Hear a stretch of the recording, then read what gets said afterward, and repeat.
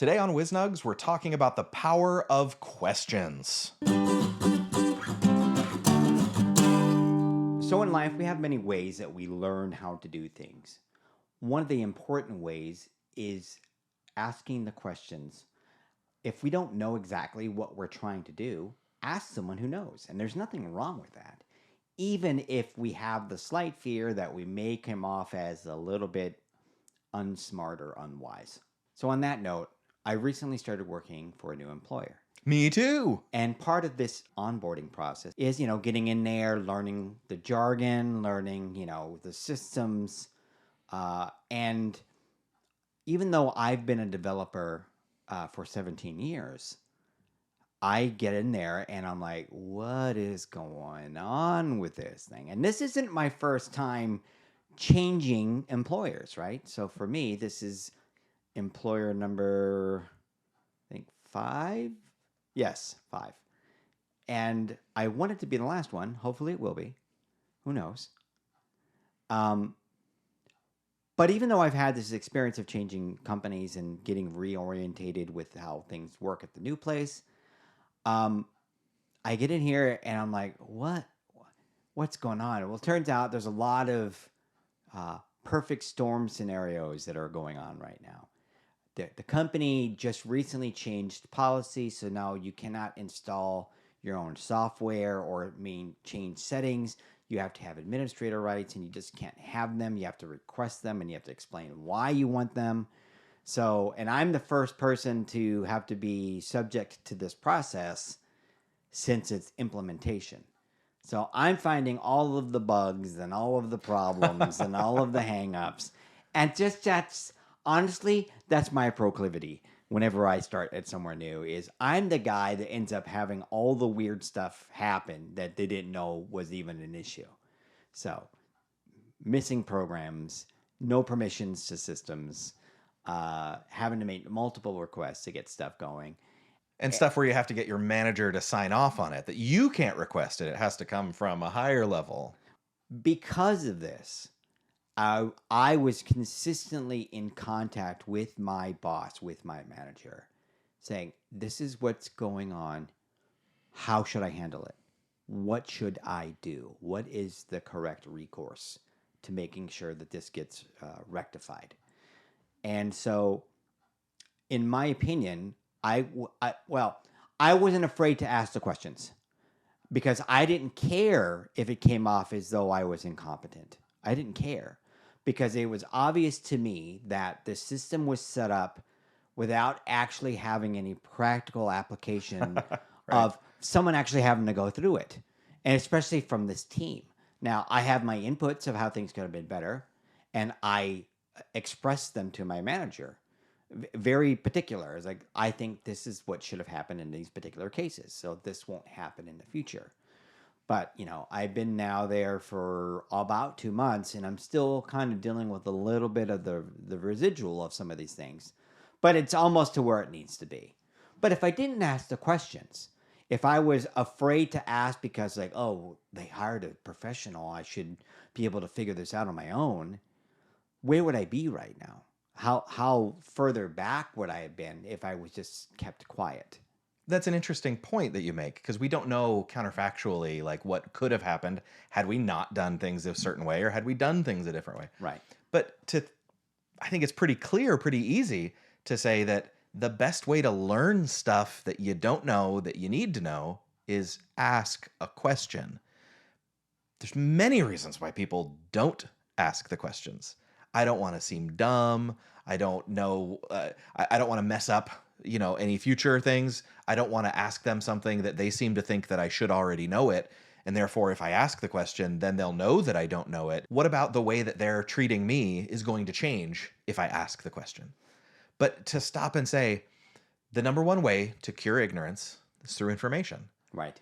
Asking gets you the information. And in my opinion, it shows people that you are not willing to sit in that place of ignorance for long. Once the question has come up to you, I'm in this new situation. I don't know how to deal with this. There's new programs. There's new things. I can't get this to run on my machine. I don't know what the procedure is here. My daughter in her classroom, she had to do a certain hand signal to use the bathroom. I don't even remember what it was, but it was like, can you imagine going into that situation and not knowing that you need the signal? And then if you just raise your hand going, I have to go to the bathroom, and the teacher's like, not like that, you don't. Take that another degree and you say, had your daughter transferred into the school that had already been in session, like a couple months down the road, the kids that are there had already known what this means, right? They already know. And so your daughter's sitting there and a kid just goes, and the teacher says, go ahead. And they get up and they leave. There's no understanding here about what's going on because that information at the time is now tribal. And there's there's nothing to indicate anything anywhere that this is what I needed to go to the bathroom. So she sits there in silence and sometimes in suffering. I got to go to the bathroom, and I'm saying, oh, miss, I need to go to the bathroom. That's not how we asked to go to the bathroom here. Well, I don't know what it is. And hopefully, in a situation involving children especially, they have more leeway and they have a little bit better way of remembering to teach them. But extrapolate that to being an adult, and now you're at a new workplace, right? And so you're there, and you might even be familiar with how some of these programs and stuff work. That's not even the question. The question is how do you want me to use it? And so for me, even if I know what I think is the answer, or I'm pretty sure I know what the answer is, the way that I phrase the question is, okay, I know how to do X, Y, Z. How do you want me to do X, Y, Z? That reminds me, my first desk job that I ever had. I had a manager who was former military, and she did not like being questioned in terms of, if I give an order, you need to just do it. You hop to, you say, yes, sir, move on. What I learned from that workplace was, if I just asked a question and said, I don't get it, that's like a level 1 question. That's not even a question, really. It's a statement. Right. I don't get it. Okay, not really helpful, but at least it's expressing ignorance out loud. And that's okay, in my opinion. But you get farther, in my experience, with, I don't understand this specific thing that you said. When you said, I have to get my P's and Q's in order, what does that mean to you? Because I've heard it in terms of like old-timey bar speak of like pints and quarts. Yeah, like minding your liquor. But what does it mean in this context in the office? Well, it turns out it's productivity and quality at this office. Okay, I didn't know that. So I got to get my productivity and quality up. Fair. But if I don't ask the question and I just go, okay, I'll get my P's and Q's, it doesn't go anywhere. So being willing to say, I don't understand, and then be specific. And if you have an idea about a possible solution, if there's a problem and you come up with one way of handling that problem, you can bring a solution with your problem, with your question, and say, okay, I've used this program before at another company, and the way that we handled it was we used these specific features in this order to do this workflow. How do you do it here? That's expressing now, I have some familiarity. Here's what I know about this that I think could work. Is that right? Yeah. Now you're bringing a solution and a problem and a question. You're bundling it all up together and saying, I can use my brain. I've attempted to apply my intelligence to this situation, and I just need some confirmation. Or it's an invitation at that point to say, well, actually, the correction is this. But thanks for coming, but I hadn't considered that way. Maybe they learned something new from you as well. There's another thing that comes from this line of questioning. It's not only that you get the answers that you need to and you're bringing a solution to it, but you're also kind of you're also learning the expectations, managing the expectations. And what I mean by that is you're conveying to your supervisor, your boss, the ask, your possible solution that you worked on, is that right or wrong? But you're also setting the expectations of, is this how you want me to approach every problem going forward? Giving you the possible solution that I worked on. Is that a right solution as a wrong solution?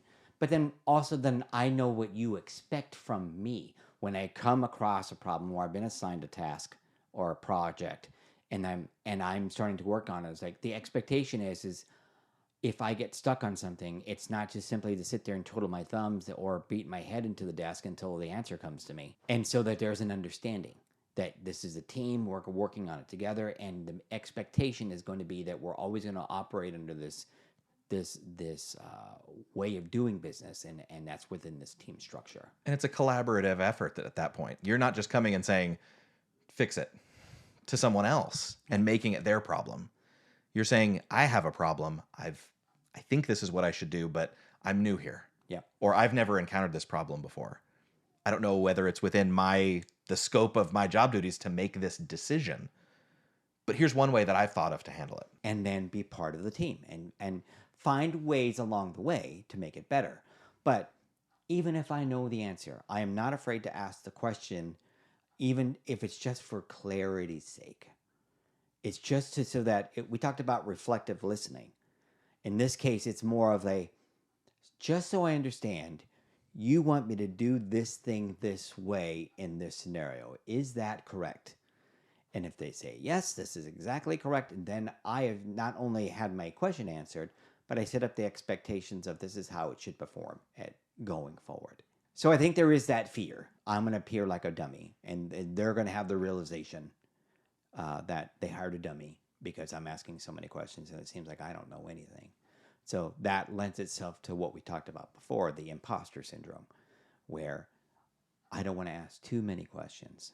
Because if I ask too many questions, they're going to realize that I'm not who I said I was.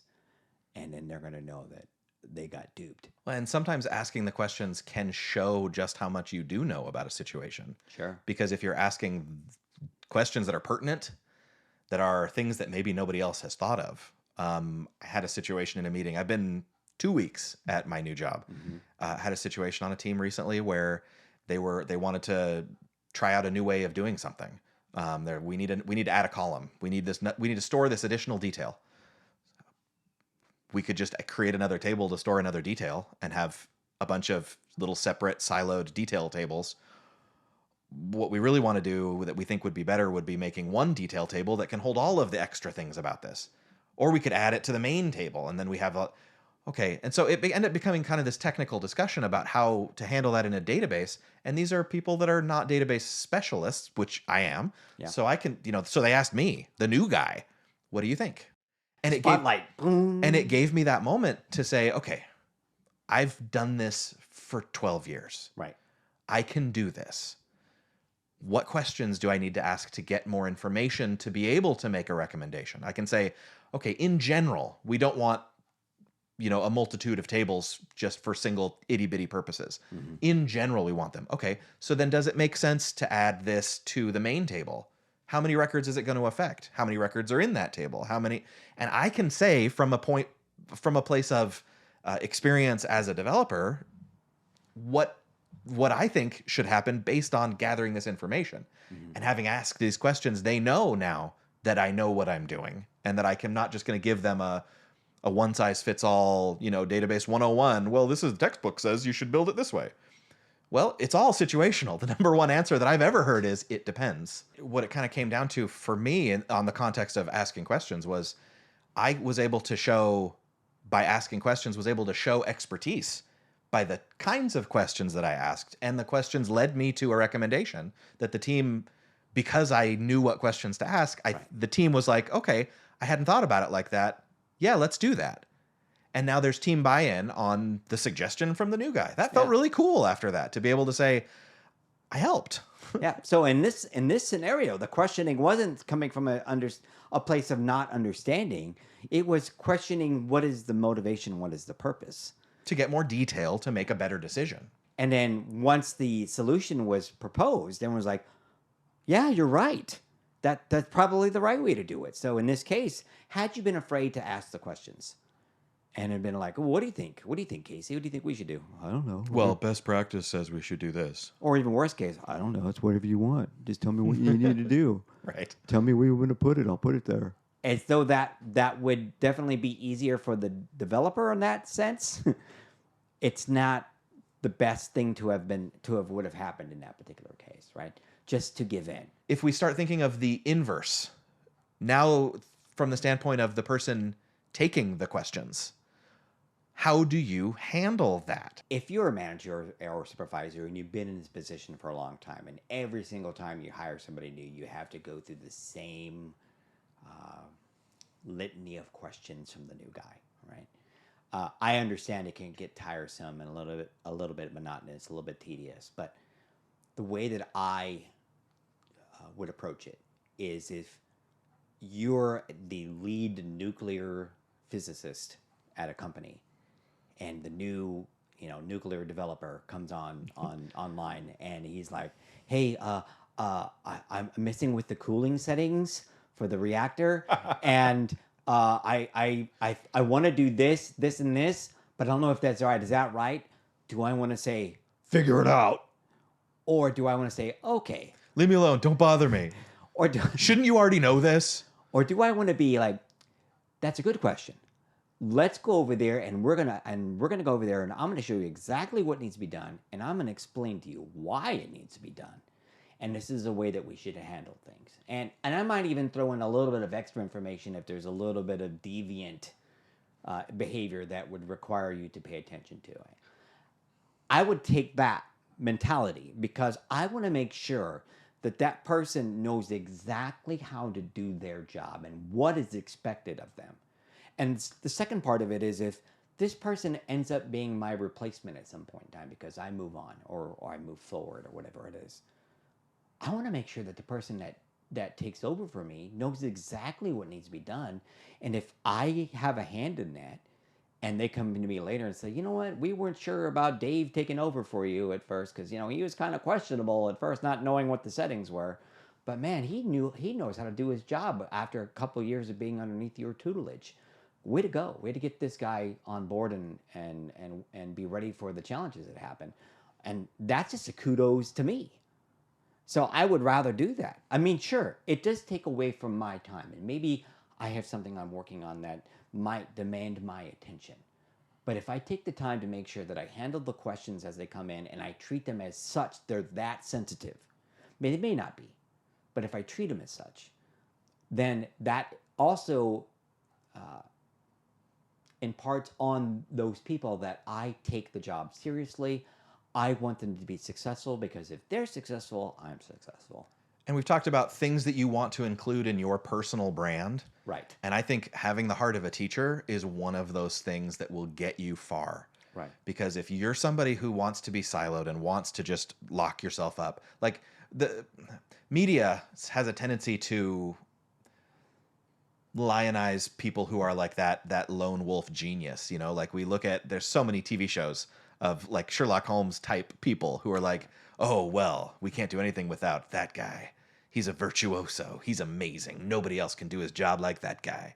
But really, in reality, most of what we do is teamwork. Most of what we do involves lots of effort from lots of other people. And it's really just, it's unrealistic that you're going to be able to do an entire endeavor by yourself. If I've been in a position for 5-10 years, I know a lot of things. And I know things that I think that everyone should know, but the new guy coming in, there's a likelihood they don't know it. This is the first time having to come across it. There's an XKCD comic. Okay. Well, we'll link to it, and I'll probably put it up here somewhere. Yeah. That basically goes along the lines of using the Mentos and Coke experiment as an example. All right. That you put the Mentos into the bottle of Diet Coke, and you get this big old giant fountain. And there's tons of videos that explain why it happens and how to optimize it and all this different stuff. But the gist of the comic is, for everything that we just sort of assume that like, well, everybody knows that. Like, someone comes up to you and says, "Oh, Mentos and Coke, what's that?" You can be rude to them, or you can be not even rude, just kind of blunt and be like, "Well, you don't know about that? Go Google it. Yep. Go figure it out. Dismissive, if you will. Go figure it out. You'll be fine." But he even does the math in this comic of like, okay, well, if the U.S. birth rate is this, and everybody is supposed to know everything by the time they're about 30, the everything that everyone knows. Yeah. By the time they're 30, but babies are born knowing nothing, and 4 million babies born in the U.S. every year. There's 10,000 people per day learning something. So this particular comic is titled "The Lucky 10,000" or something like that, where if you shut someone down or you dismiss them for coming to you with this ignorance, what you're really doing is you're training them to not come to you with things. So first of all, if this is your children, you want them to come to you with things. Right. You don't want them going to all of the other random places in the world they could go. Coming to you is the safe place to go, and that's your job as the parent. Yeah. If you're a mentor or in a teaching position, obviously that's your place to be. But you can also think about it as being like, this is your chance to have some of the fun. You know, Mentos and Coke, what's that? Hold on, we're going to the grocery store. Why? Because you're one of today's lucky 10,000. You get to have the joy of seeing somebody learning about the crazy Coke fountain. That happens to you once in your life. And isn't it great to have that feeling to be like, because of me, I brought new information and new understanding and new learning to somebody. And now they can view the world in at least a slightly different perspective. And honestly, and if they look at me like, oh, that guy's awesome because he showed me something really cool. Or he showed me something that's very helpful. That's how I would want people to look at my brand and say, I want to go to Cisco because not only is he helpful, but even if he doesn't know, he's willing to learn with me and we'll figure it out. Isn't that a great way to be represented? So being the person who is asked the questions of, not only is it important to be able to ask the questions and not be afraid of it, but it's also important for the person being asked. Don't have attitude, don't have disgust, for lack of a better word, towards people who are asking you questions that you may already know the answers to, but they don't. And you might think that everyone who's anyone knows the answers to this. And there's a comedian I saw, and he was talking about his 4-year-old son. And he goes, my son is an idiot. and he's like, he's coming at me, Dad, why is this? Dad, why is that? Dad, why is this? And I look at my son and it's like, you've been here for 4 years and you know nothing. Well, because he's still in the process, Sure. right? Right. Well, it's a comedian, so... It's an illustration. It's an illustration of we can't expect people to know everything just because we know it. And then, so it's a very important lesson here is like, it doesn't matter. Maybe someone has been there for 4 years. They've been at your company for 4 years and they still don't know exactly everything that you know. Well, that's okay. If you feel it's necessary for that person to know something and they ask you about it, convey the information. Don't be the only person that knows it. And don't look down on them and don't think that they're a moron or an idiot because they don't know it. They just don't know it. You wouldn't think someone's a moron because they don't know about Coke and Mentos. They just haven't experienced it yet. That has no indication of what their intelligence is or their capabilities. It's just something they don't know. So take that in stride. When somebody asks you a question and you figure they should know it, realize it's just a possibility they've never come across a scenario that they've ever had to know this before. Right. And you don't know their situation. You don't know where they're coming from. You don't know what their home situation was like. You don't know what their education situation was like. There's a whole lot of different flavors of life out there. On the show, we have talked about not telling people how to do something. However, in work, in building your brand, it is very important to have what you had stated, to have the heart of the teacher and have that mentality towards not only people that are underneath you, but even the people that are above you. As we mentioned, sometimes you're going to have people that are above you that don't know exactly what you're doing or how you're doing it. But if you can explain it to them and explain it to ways that they understand, building your brand. This guy is a team player. This guy wants us to be successful, and he has no problem with conveying information to people that are underneath him structurally and the people that he reports to. So another big topic under the umbrella of asking questions is related to social anxiety and focusing outside of yourself. Mm-hmm. This lesson comes courtesy of Jordan Peterson, specifically talking about when people are dealing with social anxiety especially, there's a big tendency to focus on the self, to focus inwardly on, what am I doing with my hands? How are people going to look at me? What if I say the wrong thing? How are people going to take the thing? What if I say the wrong words? Then they're going to, oh no, then they're going to know. It's all focused on self. And so we put ourselves under the microscope, and there's no wonder you have social anxiety when you're doing that. Right. And his advice as a clinical psychologist is you focus on other people, change your focus. Turn it to find somebody and ask them a question about themselves. People like talking about themselves most of the time. And usually they're the expert on it. So ask a question about, hey, where are you from? Or, hey, I like that tie. I really love the colors. Where did you get it? Recently, I had to go to an orientation for the new employment. And I was there as the only IT guy there. There was probably about 50, 55 people there that were all new hires. And we're, stand up, give a little brief information about yourself, this, that, and the other, right?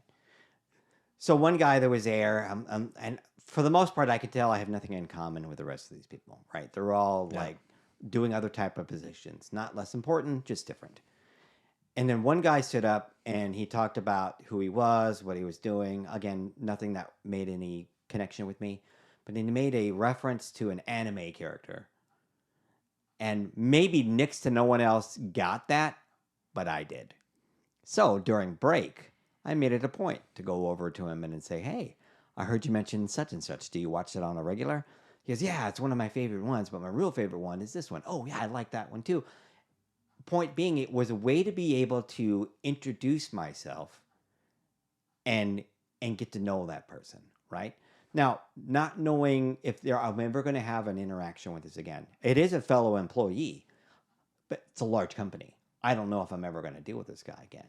But we had that moment of connection of like, let me ask some questions about you, about things, because there was something about you that I could connect with. As opposed to sitting down at your spot and just eating your lunch in silence, you can be the one who comes with the questions. Yeah. You can have specificity on what you're trying to question on and about and to whom. And suddenly a conversation is happening and you're not focused on, well, I guess I took too much food, or when is this going to be over, or how soon can I get home, or there's all these loops that we can get into really easily. Right.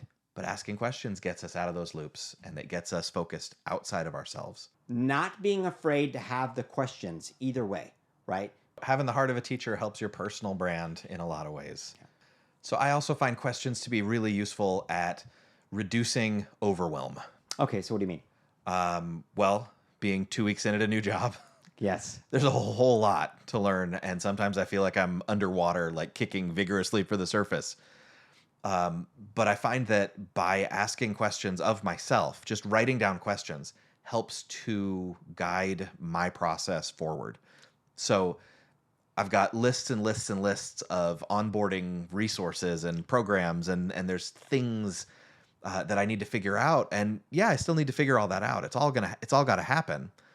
But by asking myself questions, I can focus on what's my real priority right now. By focusing on those steps, I can guide my process so that I'm not overwhelmed with this cloud of information. Yeah, and on that note, if you're feeling that you're overwhelmed and there's so many things out there and so many processes and programs that I have to learn, I don't even know where to start.